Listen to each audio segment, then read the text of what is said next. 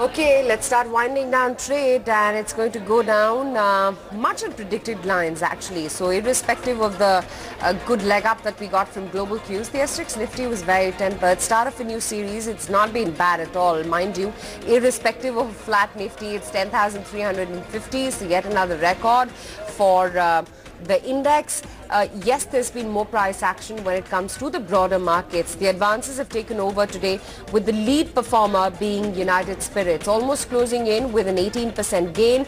Engineers India, 2 days of a consecutive run-up, almost an 8% surge coming in there as well. You've got Wockhardt, which is closed in with a gain of 6.5%. Tata Global, this is shot up, and this is in the dying minutes of trade. Almost a 5.6% surge is what you've seen in Tata Global. From within the Nifty, while ITC has completely come off from the top after its numbers, Adani Ports, ONGC, Sun Pharma, Bajaj Finance, Tata Motors and UPL are going to go home winners. On the flip side, it's Yes Bank and Yes Bank alone which is getting thrashed out after its numbers. 7% cut coming in there. IOC as well, which came in with numbers during market hours, a big move in the stock yesterday. Today it closes down by about almost 6%. Bharti, HPCL, SBI, 2 days of a consecutive cool-off. You've also got Reliance, which has actually managed to close in the red. Aside of that, IDBI, look at the sharp cut of the stock, almost an 8% notch down. Bank of India, Allahabad Bank have been some of the other PSBs which have managed to close in the week. So that. Yeah, we are seeing, some of the names, since, major gainers and losers you have pointed out. PVR, we were discussing with management, is closing at high point of the day. We did see stock correcting first, and now it is closing in positive trend, which is positive. Won't be surprised that come Monday, we might see, this momentum continuing. Tata Power, we didn't touch in today's trading session. That stock is up by 4.5% or so.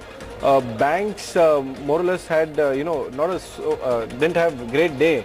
RBL Bank, now this stock is closing at day's low. State Bank is closing at day's low. So is Union Bank and most of the PSU banks. So certainly this run-up which we saw in last two trading sessions have been, more of a one-off rather than a big structural change. Though it's too early to say that, but momentum has not carried forward in new series.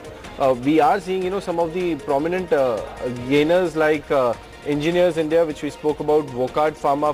Vivek was also mentioning that, Pharma is the space where most of the dealing rooms are active.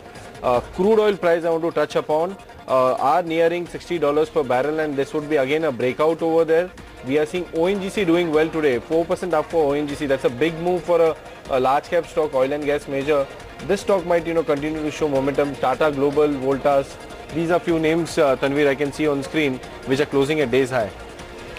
Oh, yes, indeed. And that pretty much calls it a day and a week for the index. But I still want to take the news as positive, given that we've closed at well above 10,300. We are in a new zone for the market.